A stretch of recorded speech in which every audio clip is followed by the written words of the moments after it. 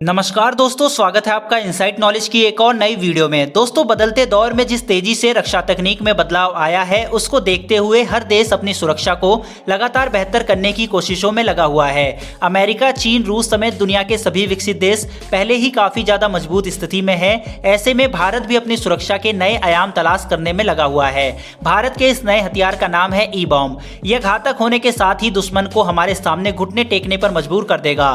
दोस्तों, डीआरडीओ इस तकनीक पर काफी लंबे समय से काम कर रहा है। इतना ही नहीं, भारत इस तकनीक पर काम करने वाला फिलहाल एशिया का पहला देश है। भारत के अलावा अमेरिका में भी इस तकनीक पर काम हो रहा है। दोस्तों, वैज्ञानिक इस हथियार को इलेक्ट्रोमैग्नेटिक वॉरफेयर का नाम देते हैं। यह इतना खतरनाक हथियार है कि युद्ध शुरू होने से पहले ही दूसरे देश को पराजित कर सकता है। इस हथियार के निशाने पर दुश्मनों की फौज बाद में होती है। पहले उसके संचालन में काम आने वाले इलेक्ट्रॉनिक डिवाइस होते हैं। दोस्तों, यहां तक कि इस हथियार को परमाणु बम से भी ज्यादा घातक हथियार बताया जाता है। मैं इस ई बॉम्ब के बारे में आपको सारी जानकारी देने वाला हूं। ये भी बताऊंगा कि ये काम कैसे करता है, इसलिए वीडियो को एंड तक जरूर देखिएगा। दोस्तों, अमेरिका जो ये हथियार बना रहा है, उसका नाम उसने चैंप रखा है।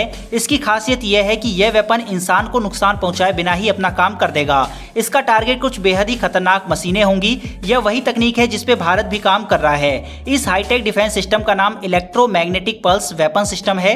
यह हथियार भविष्य में युद्ध की तस्वीर को पूरी तरह से बदल कर रख देगा। चलिए जानते हैं कि आखिर कैसे काम करेगा ये इलेक्ट्रोमैग्नेटिक पल्स। दोस्तों, इसको हम एक एग्जांपल के जरिए समझते हैं। दरअसल दोस्तों, इसमें एक ड्रोन टाइप वेपन खास इमारतों के ऊपर से गुजरता हुआ एक मैग्नेटिक फील्ड बनाता है और इसके सहारे एक करंट छोड़ा जाता है।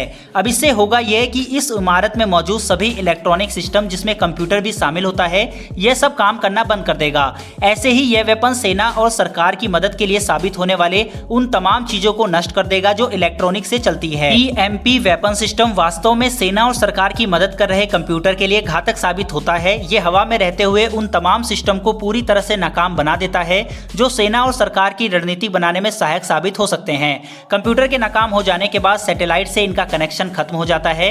इसका सबसे घातक परिणाम यह होगा कि सैटेलाइट से कनेक्शन टूट जाने की वजह से सीमा पर चौकसी कर रही सेना का संपर्क भी एक दूसरे से टूट जाएगा। ऐसे में ना तो किसी फैसले की जानकारी सुरक्षा बलों तक पहुंचाई जा सकेगी और ना ही उनका कोई आपात संदेश ही आ सकेगा। यह किसी भी देश के लिए सबसे घातक होगा। ऐसे वक्त में कोई भी देश अपनी सुरक्षा करने में पूरी तरह से विफल हो जाएगा और उस वक्त यदि उस पर हमला होता है तो वह कुछ नहीं कर पाएगा।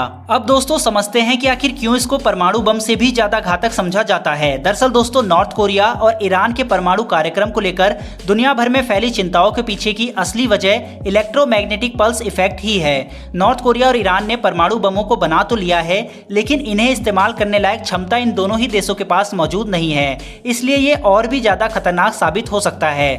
दुनिया के सबसे बड़े न्यूक्लियर बम सार्क का वजन 50 मैट्रिक टन है। ये रूस के पास मौजूद है फिलहाल। एक अनुमान के मुताबिक अगर इसे ईएमपी हथियार की तरह इस्तेमाल किया जाए तो इसका असर कम से कम 2 महाद्वीपों तक दिखाई देगा। जहां तक इसकी पहुंच होगी, वहां पर मौजूद इलेक्ट्रोमैग्नेटिक डिवाइस जैसे कि कार, हवाई जहाज, फोन, कंप्यूटर, फ्रिज, टीवी और यहां तक के सारे बिजली घर भी तहस नहस हो जाएंगे। ऐसे में जवाबी हमले या बचाव कार्य तक के लिए कुछ भी कर पाना लगभग नामुमकिन होगा। ऐसे किसी हमले से उबरने में किसी भी देश को कम से कम 20 से 30 साल का वक्त लग जाएगा। अब दोस्तों, आप खुद ही सोच सकते हैं कि यह ई बॉम्ब कितना ज्यादा विनाशकारी साबित हो सकता है। कुछ संस्थाओं ने यह भी दावा किया है कि अमेरिका ने ईएमपी तकनीक से लैस ड्रोन विमान भी विकसित कर लिया है। दोस्तों, भारत के पास पहले से ही परमाणु बम 150 प्लस मौजूद हैं और अब ऐसे में अगर ईएमपी तकनीक भारत विकसित कर लेता है तो भारत दुनिया में अजेय हो जाएगा। दोस्तों, फिलहाल इस वीडियो में इतना ही। अगर आपको ये वीडियो पसंद आई हो तो वीडियो को लाइक और चैनल को सब्सक्राइब करके बेल घंटी अवश्य दबाएं। फिर मिलेंगे एक और नई वीडियो के साथ। धन्यवाद। जय हिंद।